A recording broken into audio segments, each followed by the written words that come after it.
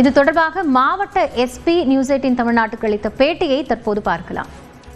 இன்று காலை சுமார் 7:40 மணிக்கு விழுப்புரத்திலிருந்து மயிலாடுதுறை செல்லும் பேசஞ்சர் ட்ரெயின் வந்து இந்த செம்மங்குப்பம், அதாவது இது மேண்டு கிராசிங் தான். இந்த கிராசிங் பண்ணும் பொழுது அந்த ஸ்கூல் வேனு, அதாவது அந்த ஸ்கூல் வேன்ல வந்து 4 குழந்தைகளும் ஒரு டிரைவர் இருந்திருக்காங்க. ஸோ அவங்க கிராஸ் பண்ணி போகும்போது அந்த ட்ரெயின் வந்து ஹிட் ஆயிடுச்சு. வண்டி வந்து டோட்டல் டேமேஜ். இடத்திலேயே வந்து ஒரு மாணவர் இறந்து விட்டார்.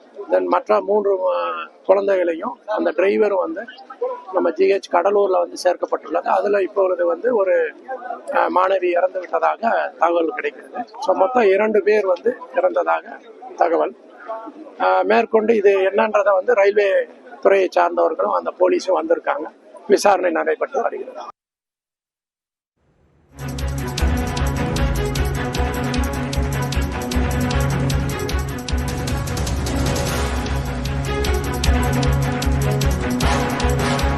விபத்து தொடர்பாக மாவட்ட எஸ்பி தற்போது தகவல் தெரிவித்திருக்கக்கூடிய நிலையில் முதலமைச்சர் மு.க. ஸ்டாலின் இரங்கல் தெரிவித்து உயிரிழந்த மாணவர்களின் குடும்பங்களுக்கான நிவாரணத் தொகையை அறிவித்திருக்கிறார். இந்த நிலையில் இந்த விபத்து தொடர்பாக தற்போது தெற்கு ரயில்வே தரப்பிலிருந்தும் நிவாரணத் தொகை என்பது அறிவிக்கப்பட்டிருக்கிறது. இது குறித்த கூடுதல் தகவல்களை செய்தியாளர் வேல்முருகனிடம் கேட்கலாம்.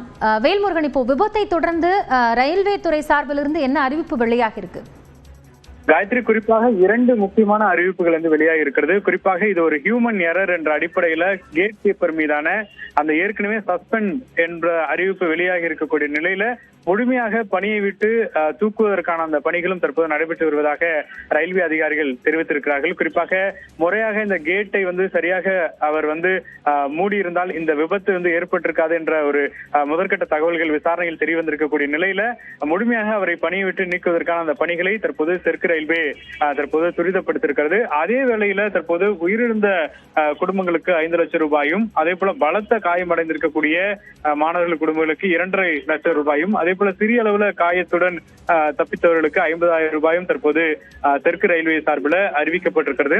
அதே போல இந்த பகுதிக்கு நேரடியாக தெற்கு ரயில்வேயினுடைய பொது மேலாளர் GM நேரடியாக RN சிங் அந்த பகுதிக்கு விரைந்திருக்கிறார். இன்னும் சில மணி நேரங்களில் அந்த பகுதியில் அவர் இந்த விசாரணை துரிதப்படுத்தப்பட்ட பிறகு அவரும் செய்தியாளர்களை சந்திக்க திட்டமிட்டிருப்பதாக தகவல்கள் தெரிவிக்கப்பட்டிருக்கிறது. காயத்ரி, வேல்முருகன், இப்போ அந்த சம்பந்தப்பட்ட கேட் கீப்பர் மீது நடவடிக்கை எடுக்கப்பட்டிருக்கு, சஸ்பெண்ட் செய்யப்பட்டிருக்கிறார், கூடுதல் நடவடிக்கையும் எடுக்கப்படும் அப்படின்னு ரயில்வே நிர்வாகம் தெரிவித்திருக்கிறது. இப்போ இங்க வந்து அவர் அலட்சியமா செய்யப்பட்டது உறுதி செய்யப்படக்கூடிய பட்சத்துல என்ன உச்சபட்ச நடவடிக்கை அப்படிங்கிறது பொதுவாக இருக்கும்.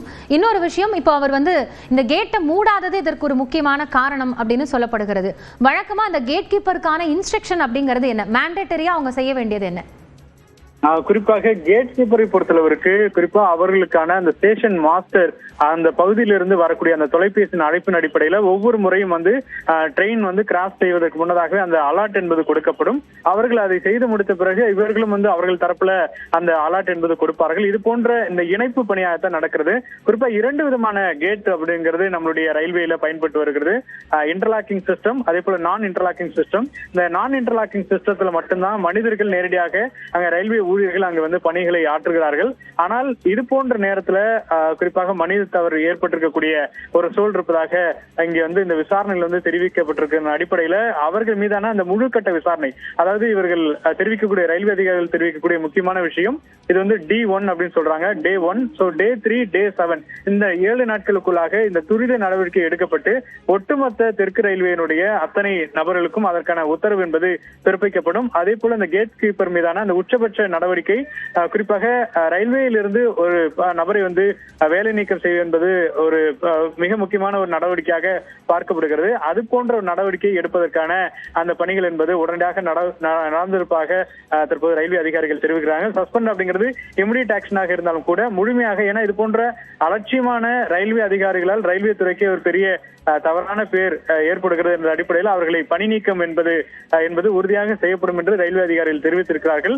அதே போல அவர்களிடமிருந்து பணப்பலனாக இருக்கக்கூடிய எந்தவித பணப்பலன்களும் அவர்களை சென்று சேராத விதமான அந்த நடவடிக்கையும் எடுக்கப்படும் என்று தெரிவிக்கப்பட்டிருக்கிறது. காயத்ரி, வேல்முருகன், இப்போ இந்த விவகாரத்துல அந்த பகுதி மக்கள் தெரிவித்திருந்தது, இந்த கேட் கீப்பர் தொடர்ந்து இதே போன்று அலட்சியமாக செயல்படக்கூடிய பணியில் இருந்திருக்கிறாரு. மிக முக்கியமா மொழி கூட ஒரு பிரச்சனை, அதாவது அவங்க சொல்ற அந்த விஷயத்தையோ அந்த பிரச்சனை இருக்கு அப்படிங்கிறதையோ இந்த கடந்த காலங்களில் அவர் புரிந்து கொள்ளல அப்படிங்கிற ஒரு குற்றச்சாட்டையும் அவர் மீது வைக்கிறாங்க. அப்படி இருக்கும்போது இதை நம்ம எப்படி பார்க்கலாம்? யூசுவலி வந்து இந்த மாதிரியான ஒரு கிராசிங்ல மனித தவறுகள் நடந்துடக்கூடாது அப்படிங்கிறதுக்காகத்தான் கேட் கீப்பரே அங்க வந்து வைக்கப்படுறாங்க.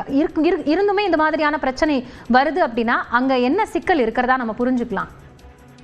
குறிப்பாக இது தொடர்பாக ரயில்வே அதிகாரிகளிடம் தொடர்பு கொண்டு பேசிய போது பெரும்பாலான அந்த லெவல் கிராசிங்ல வந்து தற்போது இன்டர்லாக்கிங் சிஸ்டத்தின் அடிப்படையில லெவல் கிராசிங் செய்யக்கூடிய பணிகள் அப்படிங்கிறது தொடர்ச்சியாக நடைபெற்று வருகிறது.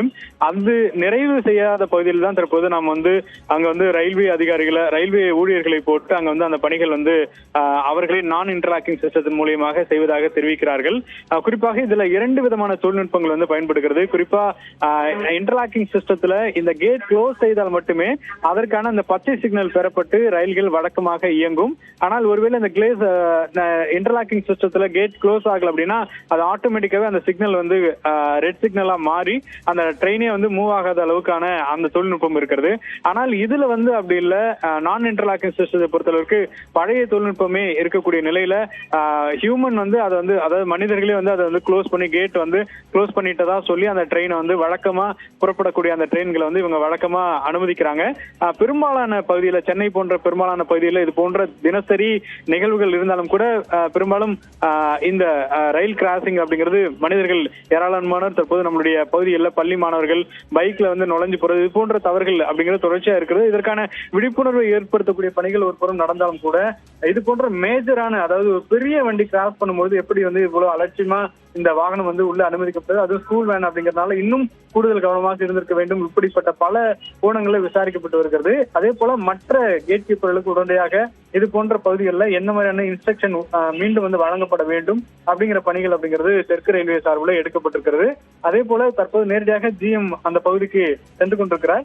அதே போல அவர் சொல்லக்கூடிய அந்த தகவல் அடிப்படையில் அடுத்த கட்ட விசாரணை அப்படிங்கிறது நடக்கும்னு எதிர்பார்க்கிறோம். காயத்ரி, நன்றி வேல்முருகன். இப்போ இந்த விபத்தை தொடர்ந்து ரயில்வே நிர்வாகம் தரப்பிலிருந்து மாற்றம் என்பது கொண்டு வரப்பட வேண்டிய ஒரு சூழல் ஏற்பட்டிருக்கிறதா என்ற கேள்வியும் அடிப்படையாக எழுந்திருக்கிறது. அது குறித்தும் விரிவாக பார்க்க வேண்டியதாக இருக்கிறது. தொடர்ந்து பார்க்கலாம் ஒரு சிறிய இடைவேளைக்கு பிறகு.